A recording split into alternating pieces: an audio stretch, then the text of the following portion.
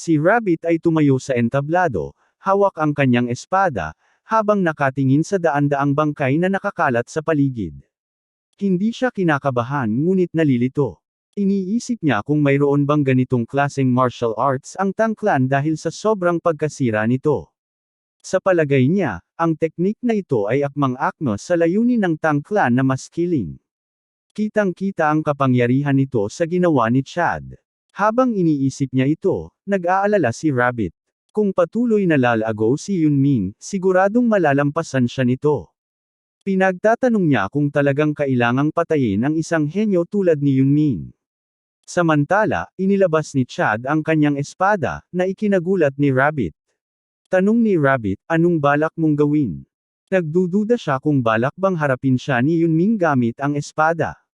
Lalo pang naguluhan si Rabbit dahil sa totoo lang, si Rabbit ang dapat na nasa mas mataas na posisyon. Ngunit naisip niya na si Yunming ay masyadong may tiwala sa sarili. Diretsahan namang sinabi ni Yunming na ang mga nakatagong kasanayan ni Rabbit ay walang kwenta kumpara sa kanyang espada. Sa seryosong mukha ni Rabbit, sinabi niyang gusto niyang matuto ng ilang bagay kay Rabbit, habang si Chad naman ay parang kinakausap ang espada niya. Napabuntong hininga si Rabbit, lumalampas ka na sa tapang, Yunming. Sa puntong ito, outright absurd ka na. Ngunit dahil nais nilang gawing likable si Rabbit bilang isang karakter, sinabi niya, gusto ko ang espiritu mo, kaya bibigyan kita ng pagkakataon. Ikaw ang unang umatake. Umiti si Yunming, at biglang nagpakita ang isang ahas na parang nagtanong, balak mo bang mag-all out? Sinabi ni Yunming kay Snakey na dahil ang kalaban niya ay isang master sa Fire Realm, kailangan niyang magseryoso. Biglang nagkaroon ng malalakas na pagyanig sa buong lugar habang si Rabbit ay nalulunod sa napakalaking presyon na inilabas ni Yunming. Pinakawalan ni Yunming ang ilan sa kanyang mga seal, nagpapakawala ng enerhiyang sapat upang liwanagin ang buong arena. Ang malalakas na hangin ay nagpaikot kay Bangs palabas, habang ang mga langgam at ang ating troll, na hindi pa kailanman nakita ang enerhiya ni Yunming, ay natulala. Iniisip ni Rabbit na imposibleng magkaroon ng ganito kalaking internal energy ang isang tao. Ang nakakatakot pa ay hindi man lang niya naramdaman na tinatago ni Yunming ang ganitong kalakas na kapangyarihan. Ngunit iba si Rabbit sa mga langgam, agad niyang napagtanto na ang antas ni Yunming ay malayo na sa kanya. Habang nagbabago si Yunming sa anyong Superior, sinabi niya kay Rabbit na handa na siya para sa leksyon. Natakot si Rabbit at hindi makapaniwala kung paano nakarating si Yunming sa ganitong antas sa napakabatang edad. Ang presensyang inilalabas ni Yunming ay katulad ng naramdaman niya mula kay Lizard dati. Tinanong ni Yong si Rabbit kung ano ang ginagawa niya, dahil binigyan niya ng pagkakataon si Yunming na maunang umatake. Ngunit nasa mahirap na sitwasyon si Rabbit, nilubog niya ang sarili sa hukay. Sabi niya kay Yunming na hindi niya alam na itinatago nito ang lakas niya, pero hindi na siya maaaring umatras dahil nasa panganib ang buhay ni Yunming. Ang problema, kung lalaban si Rabbit ng todo, tiyak na isa sa kanila ang mamamatay. Kaya't nagdesisyon siyang hindi niya pwedeng hayaang umatake si Yunming.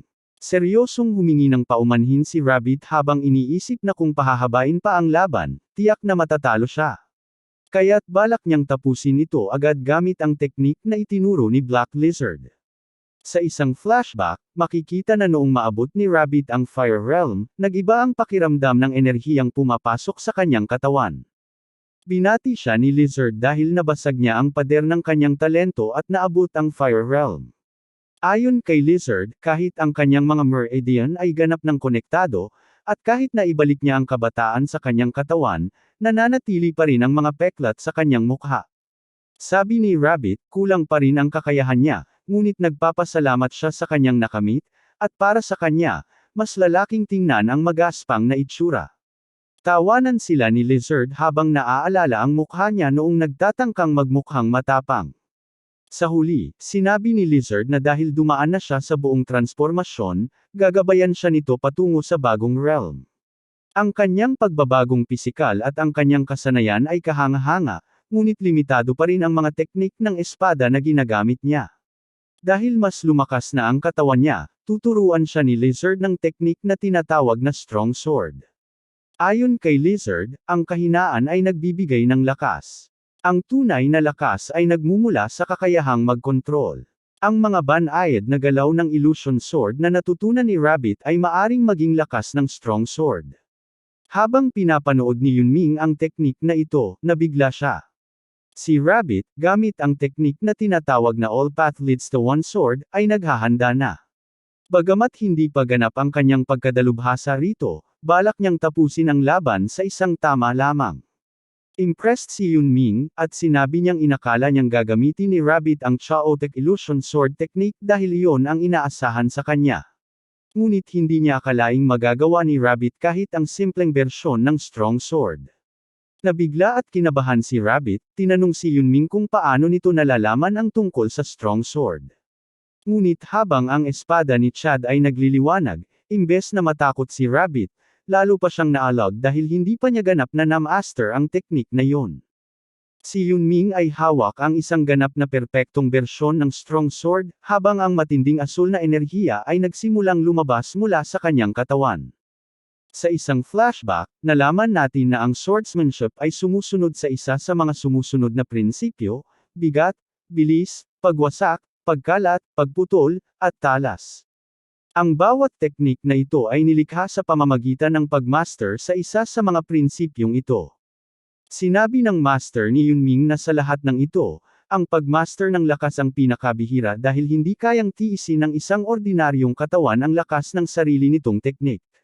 Mayroon ding mumurahing kopya ng landas kung saan ang kakayahang mag-adjust, flexibility, ay maaaring magdulot ng lakas, ngunit ito ay sinusubukan lamang ng mga ordinaryong tao. Ang tinatahak ni Yong ay isang landas na nagmumula sa sukdulang pagbagsak ng lahat, na tinatawag na ultimate strength. Sa kasalukuyan, patuloy na naglalabas si Yunming ng walang humpay na enerhiya habang iniisip niya na iba na ang kanyang katawan kumpara sa kanyang nakaraang buhay. Naaalala niya ang paggamit ng strong sword kahit na matagal na mula nang huli niya itong nagamit. Gayunpaman, iniisip niyang baka medyo mahirap kontrolin ang kanyang kapangyarihan, kaya kailangang maghanda si Rabbit. Si Rabbit naman ay nasa alang-inang posisyon. Lahat ng mga tagamasid, mga walang silbi tulad ni Bangs at ang ating troll, ay nagulat.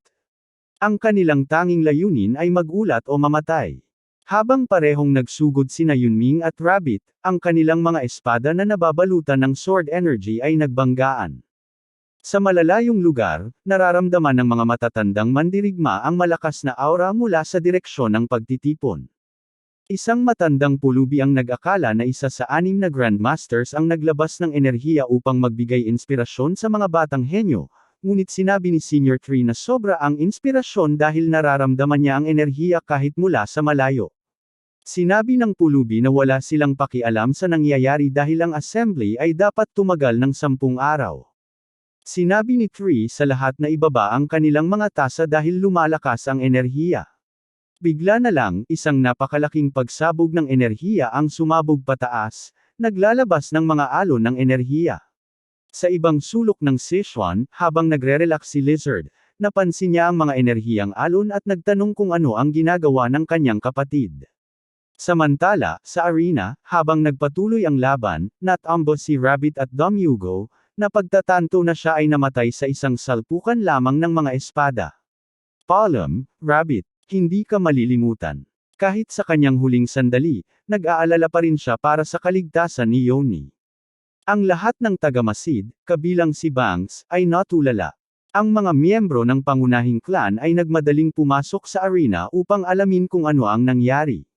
Nagulat sila nang makita si Rabbit, ang Sword of Nine Rings, na natalo.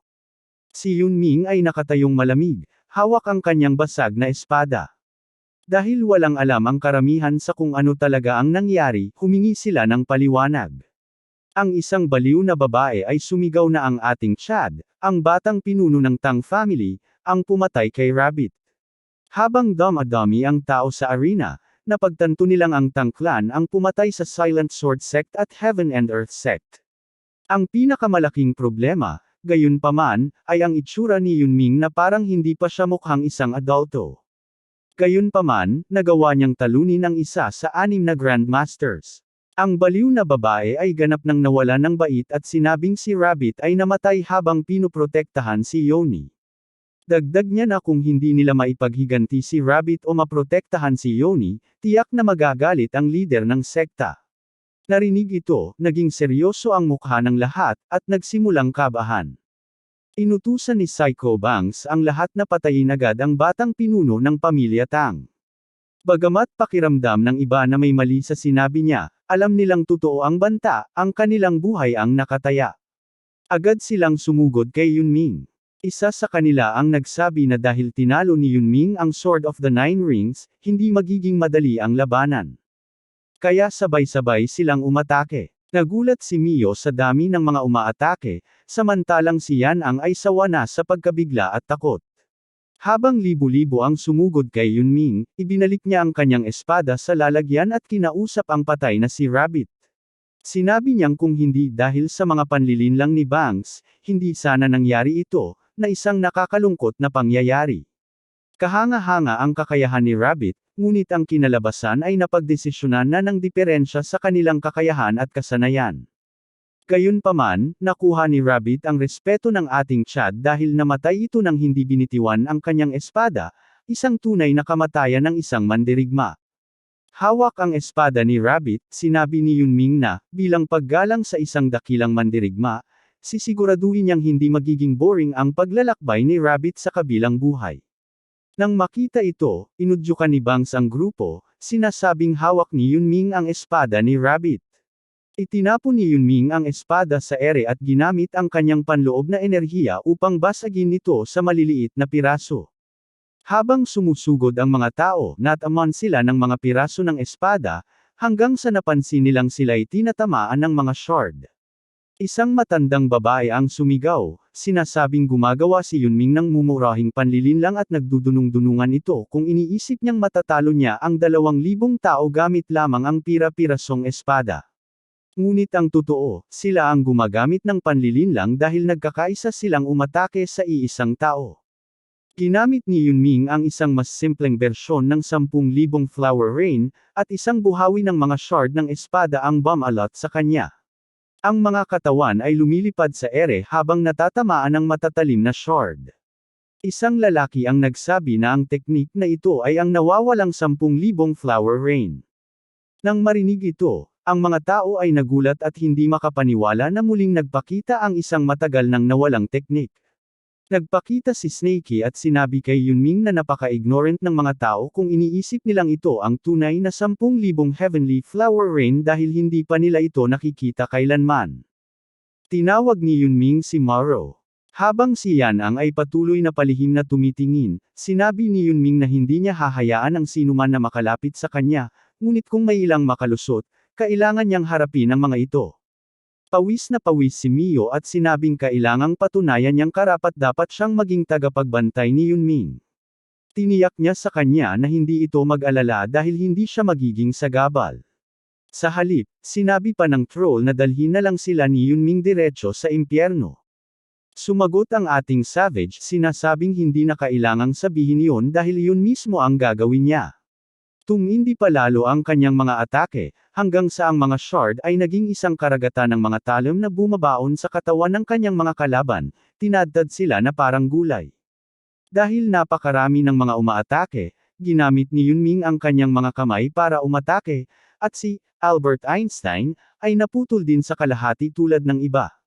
Sa gitna ng kaguluhan, napansin ng ilang tao sina Mio at ang kanyang kasama na nakasuot ng uniforme ng pamilya Tang. Dahil alam nilang hindi nila kayang talunin ang halimaw na si Yunming, nagplano silang hulihin sina Mio at ailay sila sa lider ng sekta. Kinabahan si Mio, at sa isang flashback, naalala niya nang inalok siya ni Yunming na pagalingin ang kanyang dead vein syndrome. Sinabi ni Yunming na ang soul energies ay bumabara sa kanyang mga meridians. Naisip ni Mio kung katulad ito ng ginawa sa kanyang kapatid, kung saan kailangan niyang maghubad. Ngunit sinabi ni Yunming na hindi iyon kinakailangan. Tingnan mo ang mukha ng troll habang si Yunming ay hindi mapakali. Naiisip niya ang mga bagay-bagay at sinabi niya kay Mio na ang pangunahing dahilan kung bakit niya ginagawa ito ay dahil si Mio ay lubos na may talento sa martial arts. Napakalakas niya, halos kasing lakas ng Bony Brigade, kahit na pinahihirapan siya ng dead vein syndrome na hindi niya alam. Kung magagamot ang kanyang sakit at mabubuksan ang kanyang mga meridian, ang kanyang lakas ay aabot sa antas ng isang clan elder. Dahil dito, pinatay niya ang lahat ng kaaway sa loob lamang ng ilang segundo. Hindi makapaniwala ang mga tao. Kahit ang mga tagasunod ni Yunming ay napakalakas. Inakala ni Yanan na mga bata lang sila, ngunit mas malakas pa sila kaysa sa mga lider ng angkan. Sinabihan siya ni Mio na manatili sa likuran niya dahil mahirap siyang protektahan sa ganoong sitwasyon. Sa narinig, nagsimulang umiyak si Yanan dahil napabayaan niya ang kanyang pagsasanay. Sa kasalukuyan, wala siyang silbi, wala siyang magagawa kundi manood sa likuran habang patuloy na pinapatay ni Mio ang mga kalaban. Sinabi ni Wei sa lahat na kailangang pigilan ang wind pressure ni Yunming. Kahit gaano pa siya kalakas, may hangganan ang kanyang internal energy. Kahit masaktan sila, tinangka nilang palibutan si Yunming upang mapagod siya. Nakita ang kanilang determinasyon, nagulat si Yunming. Handa silang isakripisyo ang kanilang buhay sa kabila ng kabutihang ipinakita niya sa kanila. Napaisip siya kung anong klaseng leader ang pinaglilingkuran nila upang magpakamatay sila para dito. Pero hindi pa oras para isipin yun. Sa halip, ginamit niya ang kanyang espada at sa iilang galaw, napatay niya ang higit sa 1,000 sa mga pumapalibot sa kanya. Hindi makapaniwala si Bangs na literal na napatay ni Yunming ang ilang libo gamit lang ang iisang hagupit ng espada. Naunawaan niya na hindi iyon tsamba. Natalo niya ang isang Fire Realm Master sa isang tira lamang. Napagtanto niya na walang halaga ang bilang ng mga kalaban laban kay Yunming. Sinabihan niya ang lahat na itigil na ang pag-atake. Kahit gaano pa karami ang umatake, hindi nila siya kayang talunin. Sinabi niyang magbuwag na sila at iligtas ang kanilang mga sarili. Humingi siya ng tawad kay Yunming, ipinangako niyang pagbabayaran niya ang kanyang mga kasalanan balang araw. Sinabi niya kay Yunming na sapat na ito, dahil kahit 1,000 buhay ay hindi sapat para pigilan siya. Para mapatay si Yunming, kailangan niyang gamitin ang sect leader. Ayaw niya sanang gawin ito, ngunit wala siyang ibang pagpipilian. Nagningning ang kanyang mga mata habang iniisip ang kamatayan ni Yunming. Samantala inisip ni Yunming kung ano gagawin ng Rabid Dog nang biglang ginamit niya ang Infernal Lotus Technique laban sa batang babae, na nagdulot ng pagkasunog nito sa harap ng lahat. Nagmistulang bangungot ang eksena. Alam nilang wala nang matitira kapag dumating ang sect leader, at sinabihan niya silang magkikita-kita sila sa kabilang buhay. Labis na nalilito ang mga karakter sa gilid. Hindi sila makapaniwala nangyari. Isang tinatawag na Rabid Dog, na parang baliw na pinapatay ang batang babae.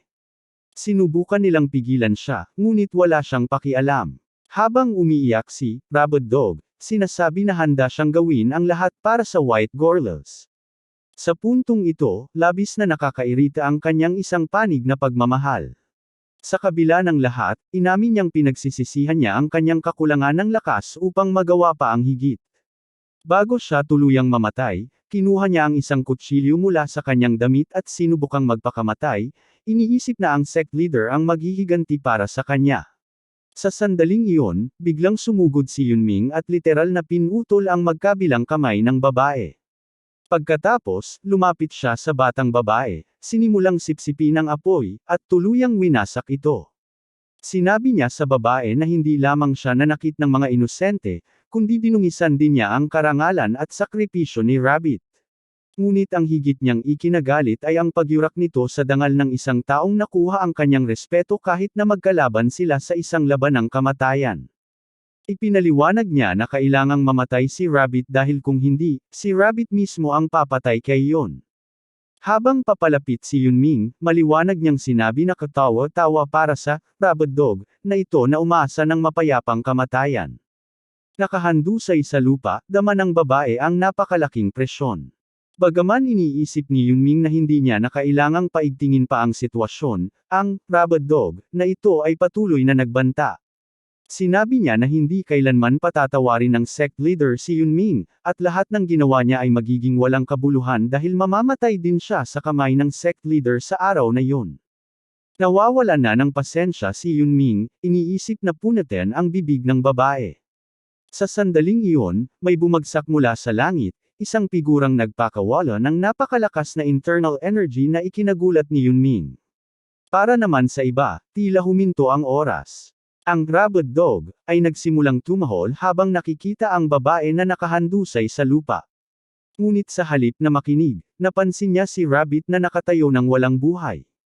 Nang tignan niya ang tabi, nakita niya ang anak ni Rabbit na halos wala ng hininga dahil sa pagkasunog. Nagsimulang magningning ang kanyang mga mata habang nawawala ang kanyang emosyon. Napagtanto ni Liang na ang mga tauhan na sumugod upang lumaban hanggang kamatayan ay hindi dahil sa kanilang katapatan, kundi dahil mas mabuti pang mamatay sa laban kaysa maranasan ang ganoong galit. Ang nakakagulat na dami ng killing intent na bomb alot sa lugar ay nagpatigil sa mga tauhan, at nahulog ang sandata ni Mio. Sa unang pagkakataon, naramdaman niya ang takot. Iniisip niya na hindi kakayanin ng batang babae ang napakatinding puwersa, kaya napilitan siyang magseryoso sa pagharap dito. Tumampas ang figure kay Yunming na para bang hindi siya nakikita. Huwag kang magkamali, hindi mas mahina si Yunming sa kanya. Nabigla lang siya sa pangyayari. Habang iniisip ni Yunming kung binabaliwala siya, napagtanto niya na ang figure ay papunta sa anak nitong halos wala ng buhay. Ang babae naman ay patuloy na tumahol, sinasabing si Yunming ang pumatay kay Rabbit at siyang nagdulot ng sinapit ng anak nito. Humihingi siya ng hustisya at nagmamakaawa na patayin si Yunming sa mismong sandaling iyon. Ngunit binaliwala siya ng lider. Binalot nito ng kanyang balabal ang anak at naglakad palayo. Tuluyan nang nagwala ang babae, sumisigaw na harapin siya ng lider.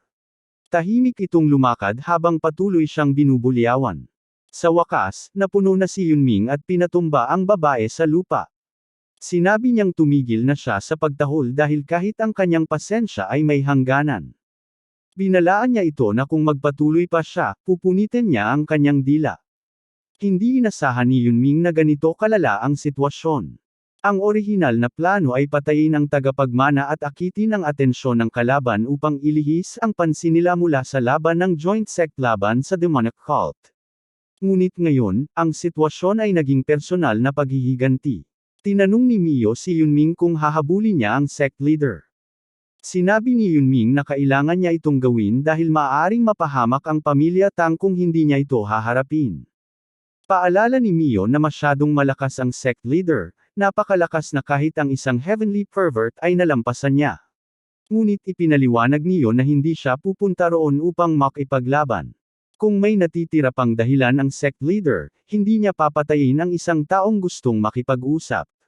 Tinanong ni Mio si Yunming kung ano ang mangyayari kung magtutunggali sila. Mahigpit na sinuntok ni Yunming ang kanyang kamao. Sinabing handa siyang isugal ang kanyang buhay kung ang pangunahing pamilya ay malalagay sa panganib. Tandaan, si Liang ay hindi man lang 1% ng lakas na taglay niya noong kanyang nakaraang buhay.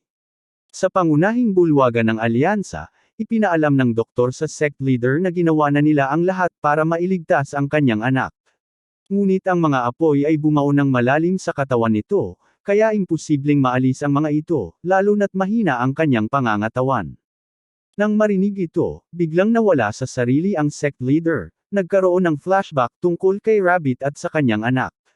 Sa susunod na eksena, makikita si Lizard noong bata pa, hawak ang isang bata habang ang dating pinuno ng alyansa ay nasa huling hininga nito. Sinabi ng dating leader kay Lizard na alagaan si Yoni na parang sarili niyang anak. Simula noon, may nagbago sa kalooban niya. Upang malampasan ang sakit ng pagkawala, pinili niyang maging mas malakas.